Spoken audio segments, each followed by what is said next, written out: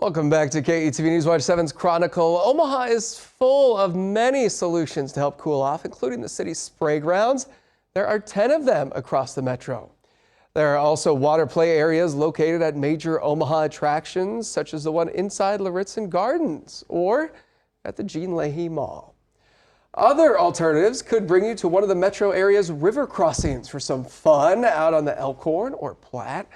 Here to tell us more is Papio Missouri River Natural Resource District General Manager John Winkler. John, thanks for joining us today. Thank you. Thanks for having me. So let's start pretty broad. What is the role of the Papio Missouri NRD? So the Natural Resources District are responsible primarily for flood control. And so we do a lot with the area reservoirs, also the levee system. Another one of our missions is water quality, providing potable water for rural water systems, wildlife habitat. So we've got about 11 missions that are generated by the legislature. So. And some of that is about maintaining water for people to get inside, right? It's not just pools and lakes. Right. Recreation, that's one of our big, huge issues that we deal with. And we have a number of river access sites. We have 3 on the Elkhorn and 1 on the Platte. And we get, you can imagine the amount of people that are out on those rivers during the summer. There's times that you could literally walk across the Elkhorn River without getting your feet wet because of the tubers, tankers, kayakers, canoes, airboat. And so those are very popular access sites. We did a survey a number of years ago because we thought most of the users were probably Omaha metro area. We found 22 states were represented, and 75% of the people that were from Nebraska were outstate. Wow. And so it's a big tourist destination as well. And those are all open? Yeah, they're all open. There's no fee to enter any of our parks. We do have RV camping and tent camping at Elkhorn Crossing, $30 for an RV hookup. There's electric and water there now. And then there's private tent areas, and then there's also group tent areas.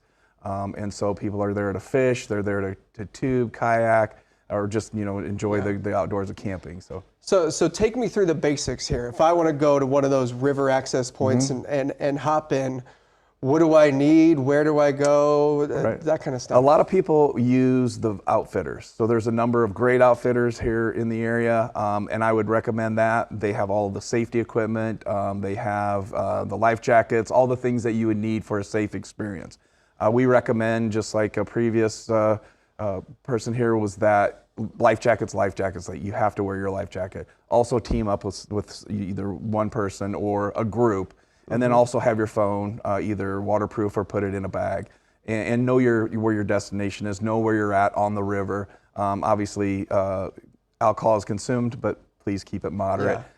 We also have something on our website that people can go and you can look what the distance is between our river access points. So if you wanted to kayak or you wanted to tube, you could plot your course out, and it would tell you the distance and the amount of time that you would be in the river. Okay. And so that's a new feature that we put on there that it's very helpful for people.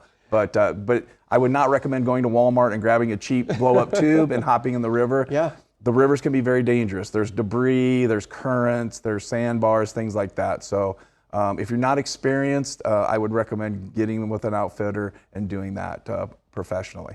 You mentioned one of your jobs, one of your core missions is water quality. So we're not hopping in a chlorinated pool right now. Right. What can people expect about the water they're getting into? Yeah, so depend. If we got a lot of rain, there's a lot of debris in the water. There could be some pollutants in the water.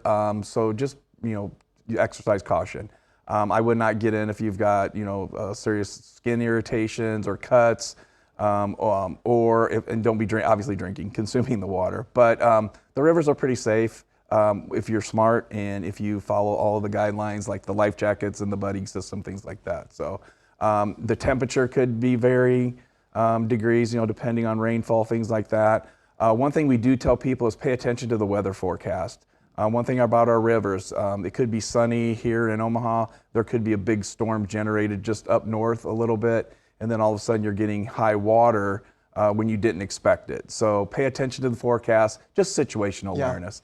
Know where you're at, know where you're going, make sure other people know where you're at, know where you're going, and just enjoy it safe. And thousands of people do it safely every year, and we hope people enjoy it because they don't have to pay a park fee to get in there. It's free.